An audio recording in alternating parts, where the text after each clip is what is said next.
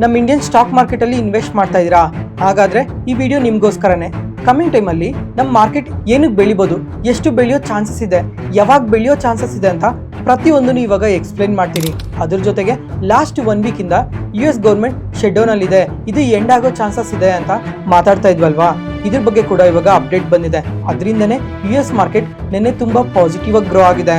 ಅದ್ರ ಜೊತೆಗೆ ನಮ್ಮ ಮಾರ್ಕೆಟ್ ಬಗ್ಗೆನೂ ತುಂಬಾನೇ ಅಪ್ಡೇಟ್ಸ್ ಇದಾವೆ. ಇವನ್ನೆಲ್ಲ ಇವತ್ತಿನ ಮಾರ್ಕೆಟ್ ನ್ಯೂಸ್ ಅಲ್ಲಿ ಎಕ್ಸ್ಪ್ಲೈನ್ ಮಾಡ್ತೀನಿ.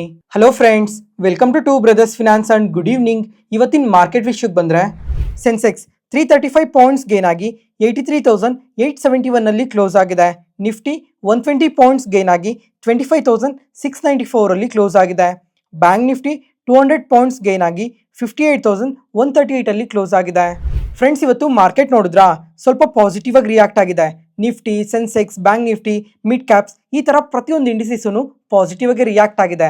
ಆದ್ರೆ ಸ್ಮಾಲ್ ಕ್ಯಾಪ್ಸ್ ಇವತ್ತು ಸಹ ನೆಗೆಟಿವ್ ಅಲ್ಲೇ ಕ್ಲೋಸ್ ಆಗಿದೆ. ಯಾಕಂದ್ರೆ ಪ್ರೆಸೆಂಟ್ ಇವಾಗ ನಮ್ಮ ಮಾರ್ಕೆಟ್ ಅಲ್ಲಿ ತುಂಬಾನೇ ಸ್ಮಾಲ್ ಕ್ಯಾಪ್ ಕಂಪನೀಸ್ ಮತ್ತೆ ಮೈಕ್ರೋ ಕ್ಯಾಪ್ ಕಂಪನೀಸ್ ಎಲ್ಲ ಕ್ವಾರ್ಟರ್ಲಿ ರಿಸಲ್ಟ್ಸ್ ನ ಪೋಸ್ಟ್ ಮಾಡ್ತಾ ಇದಾವೆ. ಆ ಕಾರಣದಿಂದ ಈ ಸ್ಮಾಲ್ ಕ್ಯಾಪ್ಸ್ ಸ್ವಲ್ಪ ನೆಗೆಟಿವ್ ಅಲ್ಲಿ ಕ್ಲೋಸ್ ಆಗ್ತಾ ಇದೆ. ನೆಕ್ಸ್ಟ್ ಅದಾದ್ಮೇಲೆ ಫ್ರೆಂಡ್ಸ್, ಇವತ್ತು ನಮ್ಮ ಮಾರ್ಕೆಟ್ ಓಪನಿಂಗ್ ಟೈಮಲ್ಲಿ ಪ್ರತಿಯೊಂದು ಇಂಡಿಸೀಸ್ ಕೂಡ ಪಾಸಿಟಿವ್ ಓಪನ್ ಆಯಿತು. ಆದರೆ ಸ್ವಲ್ಪ ಹೊತ್ತಾದ್ಮೇಲೆ ಕಂಪ್ಲೀಟ್ ಆಗಿ ಫಾಲ್ ಆಗೋದ್ವು. ಇದಕ್ಕೆ ಮೇನ್ ರೀಸನ್ ಏನು ಅಂತ ಅಂದ್ರೆ, ಇವತ್ತು ನಿಫ್ಟಿ ಎಕ್ಸ್ಪೈರಿ ಅಲ್ವಾ, ಆ ಎಕ್ಸ್ಪೈರಿ ಕಾರಣದಿಂದ ಫಾಲ್ ಆಗಿರ್ಬೋದು. ಅಥವಾ ಈ ರೀಸೆಂಟ್ ಟೈಮಲ್ಲಿ FIs ಆದ್ರೆ ಕಂಟಿನ್ಯೂಸ್ ಆಗಿ ಸೆಲ್ ಮಾಡ್ತಾನೆ ಬರ್ತಾ ಇದಾರೆ. ನಿನ್ನೆ ನಮ್ಮ ಮಾರ್ಕೆಟ್ ಅಲ್ಲಿ 4,000 ಕೋಟಿವರೆಗೂ ಸೆಲ್ ಮಾಡಿದ್ರು. ಅದೇ ತರ ಇವತ್ತು ಸಹ ನಮ್ಮ ಮಾರ್ಕೆಟ್ ಓಪನಿಂಗ್ ಅಲ್ಲೇನೆ ಸೆಲ್ ಮಾಡಿರ್ಬೇಕೇನೋ, ಅದರಿಂದ ಆ ತರ ನೆಗೆಟಿವ್ ಆಗಿ ರಿಯಾಕ್ಟ್ ಆಯ್ತು. ಆದ್ರೆ ಒಂದು 2 ಅವರ್ಸ್ ಆದ್ಮೇಲೆ ನಮ್ಮ ಮಾರ್ಕೆಟ್ ಕಂಪ್ಲೀಟ್ ಆಗಿ ಪಾಸಿಟಿವ್ ಆಗಿ ರಿಕವರ್ ಆಯ್ತಲ್ವಾ. ಇದಕ್ಕೆ ಮಲ್ಟಿಪಲ್ ರೀಸನ್ಸ್ ಇದೆ. ಇವೆಲ್ಲ ನಮ್ಮ ಮಾರ್ಕೆಟ್ ಓಪನ್ ಆಗೋದಕ್ಕೂ ಮುಂಚೆನೆ ಅಪ್ಡೇಟ್ ಆಗಿದ್ವು. ಆದ್ರೆ ಈ ಎಕ್ಸ್ಪೈರಿ ವೊಲಟಿಲಿಟಿಯಿಂದ ಅಷ್ಟು ಪಾಸಿಟಿವ್ ಆಗಿ ರಿಯಾಕ್ಟ್ ಆಗಿರಲಿಲ್ಲ. ಆದ್ರೆ 11 o'clock ಆದ್ಮೇಲೆ ಒನ್ ಡೈರೆಕ್ಷನಲ್ ಆಗಿ ತುಂಬಾ ಪಾಸಿಟಿವ್ ಆಗಿ ಗ್ರೋ ಆಗಿದೆ. ನೆಕ್ಸ್ಟ್ ಅದಾದ್ಮೇಲೆ ಫ್ರೆಂಡ್ಸ್, ನಿನ್ನೆ ಮಾರ್ಕೆಟ್ ನ್ಯೂಸ್ ಅಲ್ಲಿ ಈ HSBC ಅವರು ನಮ್ಮ ಇಂಡಿಯನ್ ಸ್ಟಾಕ್ ಮಾರ್ಕೆಟ್ ಬಗ್ಗೆ ತುಂಬಾನೇ ಪಾಸಿಟಿವ್ ಸ್ಟೇಟ್ಮೆಂಟ್ಸ್ ನ ಮಾಡಿದ್ದಾರೆ. ಇವಾಗ 2026ಗೆಲ್ಲ ಸೆನ್ಸೆಕ್ಸ್ ಟಾರ್ಗೆಟ್ 94,000ಗೆ ಕೊಟ್ಟಿದ್ದಾರೆ.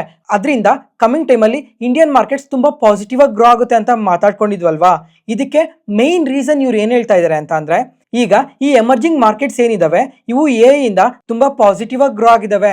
ಆದ್ರೆ ಇಂಡಿಯಾ ಮಾತ್ರ ಈ AI ಇಂದ ಯಾವುದೇ ತರ ಪಾಸಿಟಿವ್ ಆಗಿ ಗ್ರೋ ಆಗಿಲ್ಲ ಅಂತಾನೆ ಇವಾಗ ಇಂಡಿಯನ್ ಮಾರ್ಕೆಟ್ಗೆ ಈ ತರ ಓವರ್ ವೇಟ್ ರೇಟಿಂಗ್ ನ ಕೊಟ್ಟಿರೋದು. ಜೊತೆಗೆ ಫ್ರೆಂಡ್ಸ್, ಇವಾಗ ಇಲ್ಲಿ ಅದರ್ ರಿಲೇಟೆಡ್ ಆಗಿ ಸ್ವಲ್ಪ ಇಮೇಜಸ್ ಕೂಡ ಅಪ್ಡೇಟ್ ಆಗಿದಾವೆ. ಒಂದ್ಸಲ ಈ ಇಮೇಜ್ ನ ನೋಡಿ. ಇವಾಗ ಲಾಸ್ಟ್ ಇಯರ್ US ಮಾರ್ಕೆಟ್ ಒಳಗಡೆ ಈ ಆರ್ಟಿಫಿಷಿಯಲ್ ಇಂಟೆಲಿಜೆನ್ಸ್ ಗೆ ಸಂಬಂಧಪಟ್ಟಿರೋ ಕಂಪನೀಸ್ ಅಲ್ಲಿ ಎಷ್ಟು ಇನ್ಫ್ಲೋಸ್ ಬಂದಿದಾವೆ, ಮಾರ್ಕೆಟ್ ಕ್ಯಾಪ್ ಒಂದೇ ವರ್ಷದಲ್ಲೇ ಎಷ್ಟು ಇನ್ಕ್ರೀಸ್ ಆಗಿದೆ ಅಂತ ನಿಮ್ಗೆ ಇಲ್ಲೇ ಕ್ಲಿಯರ್ ಆಗಿ ಗೊತ್ತಾಗುತ್ತೆ. ಇವಾಗ 1 year ಬ್ಯಾಕ್ ನೋಡ್ಕೊಂಡ್ರೆ 14,000 ಬಿಲಿಯನ್ ಡಾಲರ್ಸ್ ಇದ್ದಿದ್ದು ಇವತ್ತಿಗೆ ಅದು 20,000 ಬಿಲಿಯನ್ ಡಾಲರ್ಸ್ಗೆ ಇನ್ಕ್ರೀಸ್ ಆಗಿದೆ. ಅಂದ್ರೆ 43% ಮಾರ್ಕೆಟ್ ಕ್ಯಾಪ್ ಇನ್ಕ್ರೀಸ್ ಆಗಿದೆ. ಜೊತೆಗೆ ಟಾಪ್ 25 ಕಂಪನೀಸ್ ಅಲ್ಲೇ 31% ಮಾರ್ಕೆಟ್ ಕ್ಯಾಪ್ ಇನ್ಕ್ರೀಸ್ ಆಗಿದೆ. ಬರೀ US ಅಲ್ಲಿ ಮಾತ್ರ ಏನಲ್ಲ ಇದು, ಚೈನಾದಲ್ಲಾದ್ರೆ 96% ಮಾರ್ಕೆಟ್ ಕ್ಯಾಪ್ ಇನ್ಕ್ರೀಸ್ ಆಗಿದೆ. ಸೌತ್ ಕೊರಿಯಾದಲ್ಲಿ 94%, ತೈವಾನ್ ಅಲ್ಲಿ 47%, ಜಪಾನ್ ಅಲ್ಲಿ 63%. ಈ ತರ ಪ್ರತಿಯೊಂದು ಮಾರ್ಕೆಟ್ಸ್ ಅಲ್ಲೂ ತುಂಬಾನೇ ಇನ್ವೆಸ್ಟ್ ಮಾಡಿದ್ದಾರೆ. ಅದರಿಂದ ಹೇಗೆ ಸಂಬಂಧಪಟ್ಟಿರೋ ಸ್ಟಾಕ್ಸ್ ಆಗಲಿ ಅಥವಾ ಅವ್ರ ಮಾರ್ಕೆಟ್ಸ್ ಆಗಲಿ ಲಾಸ್ಟ್ 1 year ಅಲ್ಲಿ ತುಂಬಾನೇ ಬೆಟರ್ ಆಗಿ ಪರ್ಫಾರ್ಮ್ ಮಾಡಿದೆ ಅಂತ ನಮ್ಮ ಮಾರ್ಕೆಟ್ ನ್ಯೂಸ್ ಅನಾಲಿಸಿಸ್ ವಿಡಿಯೋಸ್ ಅಲ್ಲೇ ತುಂಬಾ ಸಲ ಮಾತಾಡ್ಕೊಂಡಿದ್ವಿ.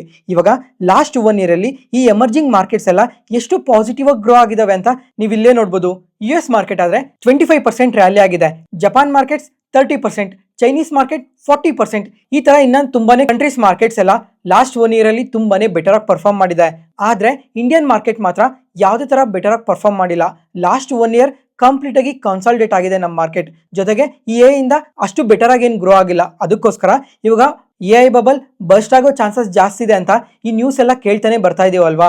ಅದರಿಂದ ಕಮಿಂಗ್ ಟೈಮಲ್ಲಿ ಗ್ಲೋಬಲ್ ಮಾರ್ಕೆಟ್ಸ್ ಏನಾದರೂ ಫಾಲ್ ಆದರೆ ಆಟೋಮೆಟಿಕ್ ಆಗಿ ನಮ್ಮ ಇಂಡಿಯನ್ ಮಾರ್ಕೆಟ್ ಒಳಗಡೆ ಇನ್ವೆಸ್ಟ್ ಮಾಡೋದನ್ನ ಶುರು ಮಾಡ್ತಾರೆ. ಅದಕ್ಕೋಸ್ಕರ ನಮ್ಮ ಇಂಡಿಯನ್ ಮಾರ್ಕೆಟಲ್ಲಿ ತುಂಬಾನೇ ಒಳ್ಳೆ ಆಪರ್ಚುನಿಟಿ ಇದೆ ಅಂತ HSBC ಅವರು ಹೇಳ್ತಾ ಇರೋದು.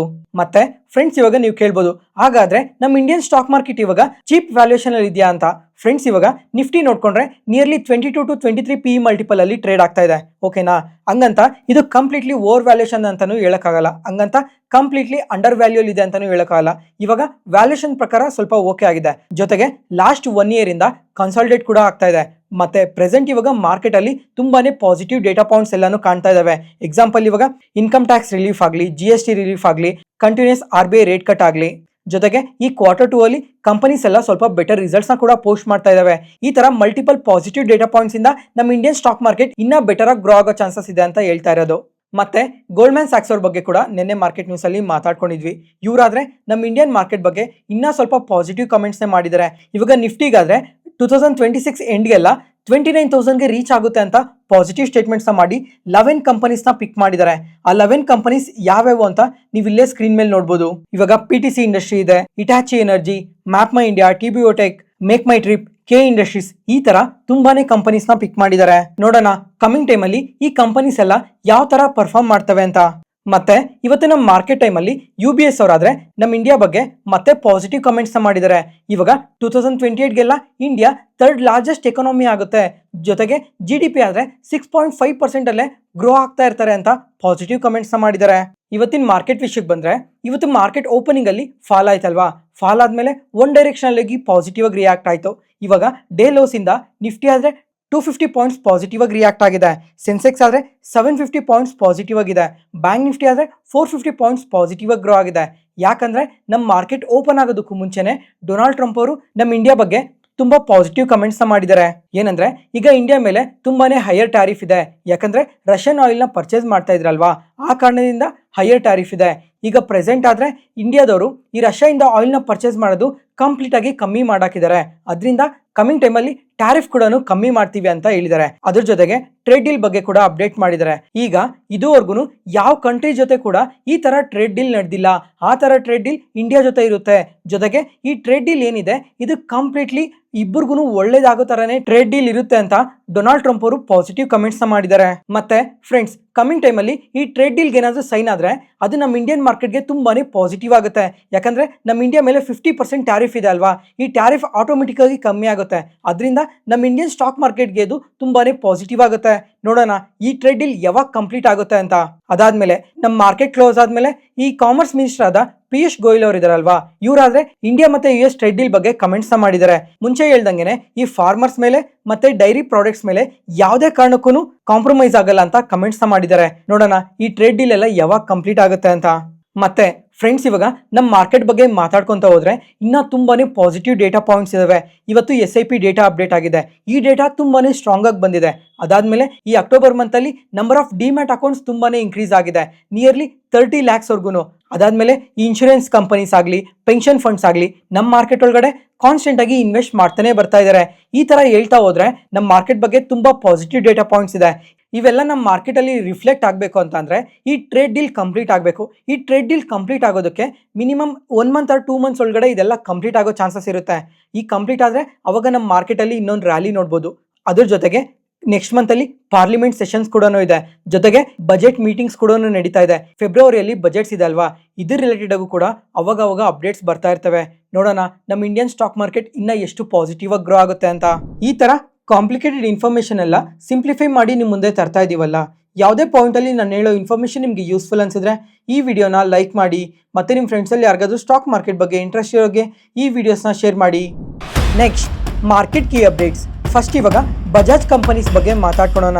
ಇವತ್ತು ಬಜಾಜ್ ಫೈನಾನ್ಸ್, ಬಜಾಜ್ ಫಿನ್ಸರ್ ಈ ಎರಡೂ ಕಂಪನೀಸ್ ಇಂಟ್ರಾಡೇ ಸೆಷನ್ ಅಲ್ಲಿ ನಿಯರ್ಲಿ 7% ವರೆಗೂ ನೆಗೆಟಿವ್ ಆಗಿ ರಿಯಾಕ್ಟ್ ಆಗಿದ್ದಾವೆ.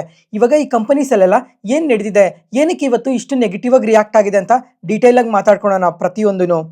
ಫಸ್ಟ್ ಇವಾಗ ಬಜಾಜ್ ಫೈನಾನ್ಸ್ ಬಗ್ಗೆ ಮಾತಾಡ್ಕೊಳ್ಳೋಣ. ಇವತ್ತು ಈ ಕಂಪನಿ ಆದ್ರೆ ಇಂಟ್ರಾಡೇ ಸೆಷನ್ ಅಲ್ಲಿ ನಿಯರ್ಲಿ 8% ವರೆಗೂ ನೆಗೆಟಿವ್ ಆಗಿ ರಿಯಾಕ್ಟ್ ಆಗಿದೆ. ಯಾಕಂದ್ರೆ ಇವರು ಕ್ವಾರ್ಟರ್ಲಿ ರಿಸಲ್ಟ್ಸ್ ನ ಪೋಸ್ಟ್ ಮಾಡಿದ್ದಾರೆ. ಇವಾಗ ಈ ರಿಸಲ್ಟ್ಸ್ ನೋಡ್ಕೊಂಡ್ರೆ ಕಂಪ್ಲೀಟ್ ಆಗಿ ಪಾಸಿಟಿವ್ ಗೆ ಪೋಸ್ಟ್ ಮಾಡಿರೋ ತರ ಕಾಣಿಸುತ್ತೆ, ಆದ್ರೆ ವೀಕ್ ಗೈಡೆನ್ಸ್ ನ ಕೊಟ್ಟಿದ್ದಾರೆ, ಅದರಿಂದನೇ ಈ ತರ ನೆಗೆಟಿವ್ ಆಗಿ ರಿಯಾಕ್ಟ್ ಆಗಿರೋದು. ಫ್ರೆಂಡ್ಸ್ ಇವಾಗ ಇನ್ನೂ ಸ್ವಲ್ಪ ಡೀಟೇಲ್ ಆಗಿ ರಿಸಲ್ಟ್ಸ್ ಬಗ್ಗೆ ಮಾತಾಡ್ಕೊಂಡ್ರೆ ಇಯರ್ ಆನ್ ಇಯರ್ ಅಲ್ಲಿ ರೆವಿನ್ಯೂಸ್ ಆದ್ರೆ 18% ಇನ್ಕ್ರೀಸ್ ಆಗಿದೆ, ಪ್ರಾಫಿಟ್ಸ್ ಆದ್ರೆ 22% ಇನ್ಕ್ರೀಸ್ ಆಗಿದೆ, ಜೊತೆಗೆ ಕ್ವಾರ್ಟರ್ ಆನ್ ಕ್ವಾರ್ಟರ್ ಅಲ್ಲೂ ತುಂಬಾ ಒಳ್ಳೆ ಗ್ರೋತ್ ನ ಪೋಸ್ಟ್ ಮಾಡಿದ್ದಾರೆ. ಅದ್ರ ಜೊತೆಗೆ ಇಯರ್ ಆನ್ ಇಯರ್ ಅಲ್ಲಿ AUM 24% ಗ್ರೋ ಆಗಿದೆ, ಜೊತೆಗೆ ಕ್ವಾರ್ಟರ್ ಆನ್ ಕ್ವಾರ್ಟರ್ ಅಲ್ಲಿ 21,000 crores AUM ಇನ್ಕ್ರೀಸ್ ಆಗಿದೆ. ಮತ್ತೆ ಈ ಲೋನ್ ಬುಕ್ಕೆನೆ ಇಯರ್ ಆನ್ ಇಯರ್ ಅಲ್ಲಿ 26% ಇನ್ಕ್ರೀಸ್ ಆಗಿದೆ. ಫ್ರೆಂಡ್ಸ್ ಇವಾಗ ಇವ್ರು ರಿಸಲ್ಟ್ಸ್ ನೋಡ್ಕೊಂಡ್ರೆ ಡಬಲ್ ಡಿಜಿಟ್ ನ ಪೋಸ್ಟ್ ಮಾಡಿದ್ದಾರೆ, ತುಂಬಾ ಒಳ್ಳೆ ರಿಸಲ್ಟ್ಸ್ ನ ಕೂಡ ಪೋಸ್ಟ್ ಮಾಡಿದ್ದಾರೆ. ಆದ್ರೆ ಈ ಗ್ರೋತ್ ಗೈಡೆನ್ಸ್ ಏನಿದೆ ಇದನ್ನ ಕಂಪ್ಲೀಟ್ ಆಗಿ ಕಟ್ ಮಾಡಿದ್ದಾರೆ. ಈಗ ಮುಂಚೆ ನೋಡ್ಕೊಂಡ್ರೆ 23% ಇಂದ 24% ಗ್ರೋತ್ ನ ಎಕ್ಸ್ಪೆಕ್ಟ್ ಮಾಡ್ತಾ ಇದೀವಿ ಅಂತ ಪಾಸಿಟಿವ್ ಆಗಿ ಇದ್ದಿದ್ದವರು ಇವಾಗ ಈ ಕ್ವಾರ್ಟರ್ಗೆ ಬರ್ತಿದಂಗೆನೆ 22% ಇಂದ 23% ಗ್ರೋತ್ ಮಾತ್ರನೇ ಇರುತ್ತೆ ಅಂತ ಸ್ಟೇಟ್ಮೆಂಟ್ಸ್ ಮಾಡಿದ್ದಾರೆ. ಅದರಿಂದನೇ ಈ ತರ ನೆಗೆಟಿವ್ ಆಗಿ ರಿಯಾಕ್ಟ್ ಆಗಿರೋದು. ಫ್ರೆಂಡ್ಸ್ ಇವಾಗ ನೀವು ಅನ್ಕೊಬಹುದು ಜಸ್ಟ್ ಒಂದ್ ಸ್ವಲ್ಪ ಗ್ರೋತ್ ಗೈಡೆನ್ಸ್ ನ ಕಟ್ ಮಾಡಿದ್ರೇನೆ ಈ ತರ 8% ವರೆಗೂ ಫಾಲ್ ಆಗ್ಬೇಕಂತ. ಫ್ರೆಂಡ್ಸ್, ಇವಾಗ ಈ ತರ ಗ್ರೋತ್ ಗೈಡೆನ್ಸ್ ನ ಕಟ್ ಮಾಡಿರೋದು ಇದೇನು ಫಸ್ಟ್ ಟೈಮ್ ಏನಲ್ಲ. ಪ್ರೀವಿಯಸ್ ಕ್ವಾರ್ಟರ್ ಅಲ್ಲೂ ಸಹ ಇದೇ ತರ ಗ್ರೋತ್ ಗೈಡೆನ್ಸ್ ನ ಕಟ್ ಮಾಡಿದ್ರು. ಅದರಿಂದನೇ ಈ ತರ ನೆಗೆಟಿವ್ ಆಗಿ ರಿಯಾಕ್ಟ್ ಆಗಿರೋದು. ಇವಾಗ ಈ Q2 ರಿಸಲ್ಟ್ಸ್ ನ ಪೋಸ್ಟ್ ಮಾಡಿದಾರಲ್ವಾ, ಇದೇ ತರನೇ Q1 ಅಲ್ಲೂ ರಿಸಲ್ಟ್ಸ್ ನ ಪೋಸ್ಟ್ ಮಾಡಿದ್ರು. ಪಾಸಿಟಿವ್ ರಿಸಲ್ಟ್ಸ್ ನ ಪೋಸ್ಟ್ ಮಾಡಿದ್ರು. ಅವಾಗ ಏನ್ ಹೇಳಿದ್ರು ಅಂದ್ರೆ 24 to 25% ಗ್ರೋತ್ ಇರುತ್ತೆ ಅಂದವರು 23 to 24% ಬಂದ್ರು. ಮತ್ತೆ ಈಗ ಪ್ರೆಸೆಂಟ್ ನೋಡ್ಕೊಂಡ್ರೆ 22 to 23% ಗ್ರೋತ್ ಇರುತ್ತೆ ಅಂತ ಎಕ್ಸ್ಪೆಕ್ಟ್ ಮಾಡ್ತಾ ಇದ್ರಲ್ವಾ. ಈ ತರ ಕಾನ್ಸ್ಟೆಂಟ್ ಆಗಿ ಗೈಡೆನ್ಸ್ ನ ಕಟ್ ಮಾಡ್ತಾ ಇದ್ರಲ್ವಾ, ಅದರಿಂದನೇ ಈ ತರ ನೆಗೆಟಿವ್ ಆಗಿ ರಿಯಾಕ್ಟ್ ಆಗಿರೋದು. ಅದಾದ್ಮೇಲೆ ಬಜಾಜ್ ಫಿನ್ಸರ್ವ್ ಆದ್ರೆ ಈ ಕಂಪನಿನೂ ಅಷ್ಟೇ ಇವತ್ತು ಇಂಟ್ರಾಡೇ ಸೆಷನ್ ಅಲ್ಲಿ ನಿಯರ್ಲಿ 7% ವರ್ಗೂ ನೆಗೆಟಿವ್ ಆಗಿ ರಿಯಾಕ್ಟ್ ಆಗಿದೆ. ಯಾಕಂದ್ರೆ ಇವರು ನಮ್ಮ ಮಾರ್ಕೆಟ್ ಟೈಮ್ ಅಲ್ಲೇನೆ ಕ್ವಾರ್ಟರ್ಲಿ ರಿಸಲ್ಟ್ಸ್ ನ ಪೋಸ್ಟ್ ಮಾಡಿದ್ದಾರೆ. ರಿಸಲ್ಟ್ಸ್ ಆದ್ರೆ ಪಾಸಿಟಿವ್ ಆಗಿ ಪೋಸ್ಟ್ ಮಾಡಿದ್ದಾರೆ. ಇಯರ್ ಆನ್ ಇಯರ್ ಅಲ್ಲಿ ರೆವಿನ್ಯೂಸ್ ಆದ್ರೆ 11% ಗ್ರೋ ಆಗಿದೆ. ಪ್ರಾಫಿಟ್ಸ್ ಆದ್ರೆ 7 to 8% ಗ್ರೋ ಆಗಿದೆ. ಫ್ರೆಂಡ್ಸ್, ಇವಾಗ ಈ ಬಜಾಜ್ ಫಿನ್ಸರ್ವ್ ಕಂಪನಿ ಏನಿದೆ ಇವಾಗ ಪ್ರೀವಿಯಸ್ ಕ್ವಾರ್ಟರ್ಸ್ ಅಲ್ಲೆಲ್ಲ ಬೆಟರ್ ರಿಸಲ್ಟ್ಸ್ ನ ಪೋಸ್ಟ್ ಮಾಡ್ತಾ ಇದ್ರು. ಅದೇ ತರನೇ ಈ ಕ್ವಾರ್ಟರ್ ಅಲ್ಲೂ ಸ್ವಲ್ಪ ಬೆಟರ್ ರಿಸಲ್ಟ್ಸ್ ನ ಪೋಸ್ಟ್ ಮಾಡ್ತಾರೆ ಅಂತ ಮಾರ್ಕೆಟ್ ಎಕ್ಸ್ಪೆಕ್ಟ್ ಮಾಡಿತ್ತು. ಆದ್ರೆ ಇವರು ಬರೀ ಸಿಂಗಲ್ ಡಿಜಿಟ್ ಗ್ರೋತ್ ನ ಪೋಸ್ಟ್ ಮಾಡಿದ್ದಾರೆ.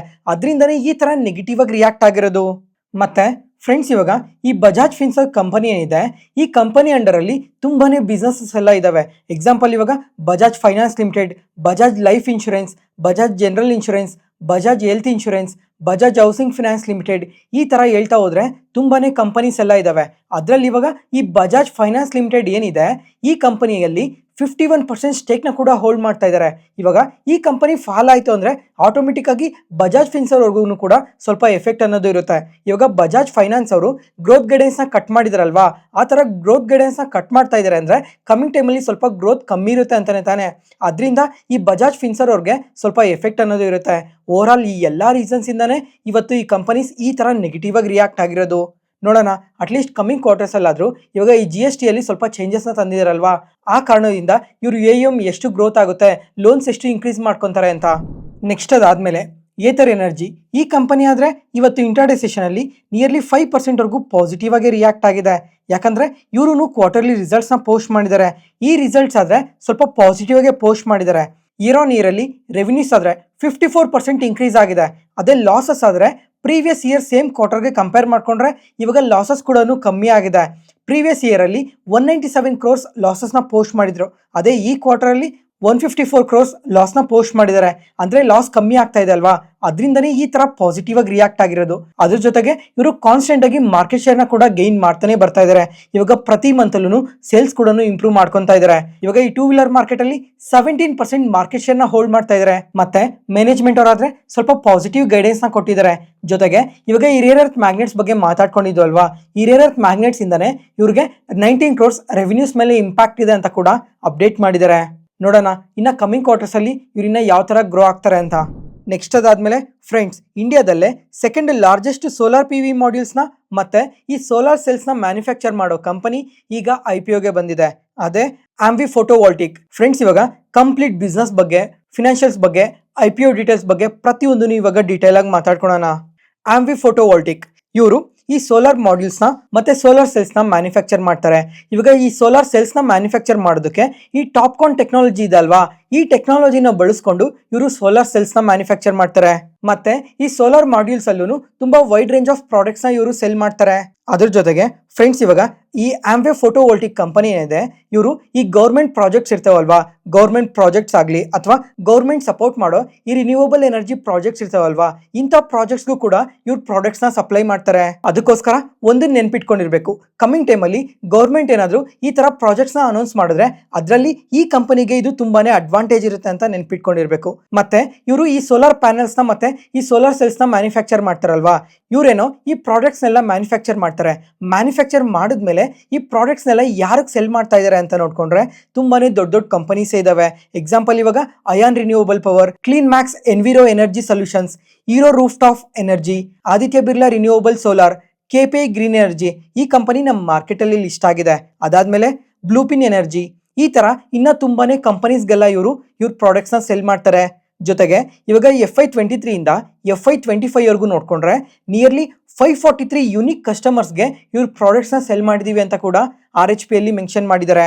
ಮತ್ತೆ ಫ್ರೆಂಡ್ಸ್, ಇಂಡಿಯಾದಲ್ಲೇ ಸೆಕೆಂಡ್ ಲಾರ್ಜೆಸ್ಟ್ ಪ್ಲೇಯರ್ ಇವರು. ಜೊತೆಗೆ ಇವಾಗ RHP ಅಲ್ಲಿ ಮೆನ್ಷನ್ ಮಾಡಿರೋ ಡೇಟಾ ಪ್ರಕಾರ ನೋಡ್ಕೊಂಡ್ರೆ ಈ ಸೋಲಾರ್ ಮಾಡ್ಯೂಲ್ಸ್ ಅಲ್ಲಿ 7.8 ಗಿಗಾವಾಟ್ಸ್ ಕೆಪಾಸಿಟಿ ಇದೆ.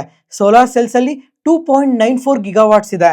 ಅದ್ರ ಜೊತೆಗೆ ಎಕ್ಸ್ಪಾನ್ಷನ್ ರಿಲೇಟೆಡ್ ಆಗಿ ತುಂಬಾನೇ ಪಾಸಿಟಿವ್ ಕಮೆಂಟ್ಸ್ ನ ಕೂಡ ಮಾಡಿದ್ದಾರೆ. ಇವಾಗ ಈ 2028ಗೆ ಇವರು ಏನ್ ಗೋಲ್ ಇಟ್ಕೊಂಡಿದ್ದಾರೆ ಅಂತ ಅಂದ್ರೆ ಈ ಸೋಲಾರ್ ಮಾಡ್ಯೂಲ್ಸ್ ಕೆಪಾಸಿಟಿನ 7 ಗಿಗಾವಾಟ್ಸ್ ಇಂದ 16 ಗಿಗಾವಾಟ್ಸ್ಗೆ ಇನ್ಕ್ರೀಸ್ ಮಾಡ್ಕೊಂತೀವಿ.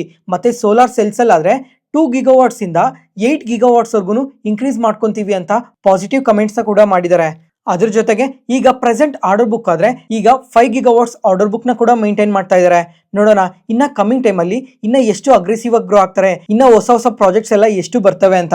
ಮತ್ತೆ ಫಿನಾನ್ಷಿಯಲ್ಸ್ ನೋಡ್ಕೊಂಡ್ರೆ ಇವಾಗ ಲಾಸ್ಟ್ 3 ಇಯರ್ಸ್ ಅಲ್ಲಿ ಕಾನ್ಸ್ಟೆಂಟ್ ಆಗಿ ರೆವಿನ್ಯೂಸ್ ಆದ್ರೆ ಗ್ರೋ ಆಗ್ತಾನೆ ಇದೆ. ಜೊತೆಗೆ ಪ್ರಾಫಿಟ್ಸ್ ಕೂಡ ಅಷ್ಟೇ ಕಾನ್ಸ್ಟೆಂಟ್ ಆಗಿ ಗ್ರೋ ಆಗ್ತಾನೆ ಇದೆ. ಮತ್ತೆ ಇವರು ಈ IPOಗೆ ತುಂಬಾನೇ ರೀಸನಬಲ್ ವ್ಯಾಲ್ಯೂಷನ್ಸ್ ಅಲ್ಲೇ ಬರ್ತಾ ಇದ್ದಾರೆ. ಈ ಪ್ರೀ IPOದಲ್ಲಿ PE ಆದ್ರೆ 34 PE ಮಲ್ಟಿಪಲ್ ಅಲ್ಲಿ ಬರ್ತಾ ಇದ್ದಾರೆ. ಅದೇ ಪೋಸ್ಟ್ IPO ಆದ್ರೆ ಇದು 20 PE ಮಲ್ಟಿಪಲ್ ಅಲ್ಲಿ ಬರ್ತಾ ಇದ್ದಾರೆ. ಇವಾಗ ಇವ್ರು ಮಾಡೋ ಬಿಸ್ನೆಸ್ ಪ್ರಕಾರ ಇವ್ರು ಒಂದ್ ಸ್ವಲ್ಪ ರೀಸನಬಲ್ ವ್ಯಾಲ್ಯೂಷನ್ಸ್ ಅಲ್ಲೇ ನಮ್ಮ ಮಾರ್ಕೆಟ್ ಒಳಗಡೆ ಬರ್ತಾ ಇದ್ದಾರೆ. ನೋಡೋಣ ಮಾರ್ಕೆಟ್ ಒಳಗಡೆ ಈ ತರ ಲಿಸ್ಟ್ ಆದ್ರೂ ಕಮಿಂಗ್ ಟೈಮ್ ಅಲ್ಲಿ ಯಾವ ತರ ಗ್ರೋ ಆಗ್ತಾರೆ ಅನ್ನೋದ್ರ ಮೇಲೆ ಡಿಪೆಂಡ್ ಆಗಿರುತ್ತೆ. ಮತ್ತೆ IPO ಡೀಟೇಲ್ಸ್ ಆದ್ರೆ ಈ IPOದಲ್ಲಿ ಇವರು 2900 crores ನ ರೈಸ್ ಮಾಡ್ತಾ ಇದ್ದಾರೆ. ಅದರಲ್ಲಿ ಫ್ರೆಶ್ ಇಶ್ಯೂ ಕೂಡ ರೈಸ್ ಮಾಡ್ತಾ ಇದ್ದಾರೆ, OFS ಅಲ್ಲೂ ಕೂಡ ರೈಸ್ ಮಾಡ್ತಾ ಇದ್ದಾರೆ. ಜೊತೆಗೆ ಈ ಪ್ರೈಸ್ ಬ್ಯಾಂಡ್ ಆದ್ರೆ 206 rupees ಇಂದ 217 rupees ಪರ್ ಶೇರ್ ಅಲ್ಲಿ ಇರುತ್ತೆ. ಮತ್ತೆ ಪ್ರತಿ ಲಾಟ್ ಅಲ್ಲೂ 69 ಶೇರ್ಸ್ ಇರುತ್ತೆ. ಮಿನಿಮಮ್ ಇನ್ವೆಸ್ಟ್ ಮಾಡಬೇಕು ಅಂದ್ರೆ 14,214 ರೂಪಾಯಿ ಬೇಕಾಗುತ್ತೆ. ಫ್ರೆಂಡ್ಸ್ ಇವಾಗ ಈ IPO ಇವತ್ತಾಗಲೇ ಓಪನ್ ಆಗಿದೆ. 13th ನವೆಂಬರ್ಗೆ ಇದು ಕ್ಲೋಸ್ ಆಗುತ್ತೆ. ಜೊತೆಗೆ ನಮ್ಮ ಮಾರ್ಕೆಟ್ಗೆ 18 ನವೆಂಬರ್ ಲಿಸ್ಟ್ ಆಗುತ್ತೆ. ನೋಡೋಣ ಲಿಸ್ಟ್ ಆದಾಗ ಯಾವ ಪ್ರೈಸಲ್ಲಿ ಲಿಸ್ಟ್ ಆಗ್ತಾರೆ ಅಂತ. ಇವತ್ತಿಗೆ ಅಪ್ಡೇಟ್ಸ್ ಮುಗೀತು. ಈ ವಿಡಿಯೋ ಇಷ್ಟ ಆದರೆ ಲೈಕ್ ಮಾಡಿ, ಶೇರ್ ಮಾಡಿ, ಸಬ್ಸ್ಕ್ರೈಬ್ ಆಗಿ. ಮತ್ತೆ ನಾಳೆ ಹೊಸ ಸ್ಟಾಕ್ ಮಾರ್ಕೆಟ್ ನ್ಯೂಸ್ ಅನಾಲಿಸಿಸ್ ವಿಡಿಯೋಲಿ ಸಿಗೋಣ. ನಾನು ಹೇಳಿದ ಇನ್ಫಾರ್ಮೇಷನಲ್ಲಿ ಯಾವುದೇ ಥರ ಡೌಟ್ ಇದ್ರೂ ಕಮೆಂಟ್ ಸೆಷನಲ್ಲಿ ಕಮೆಂಟ್ ಮಾಡಿ. ಪ್ರತಿಯೊಂದು ಕಮೆಂಟ್ಗೂ ರಿಪ್ಲೈ ಕೊಡ್ತೀನಿ. Thank you.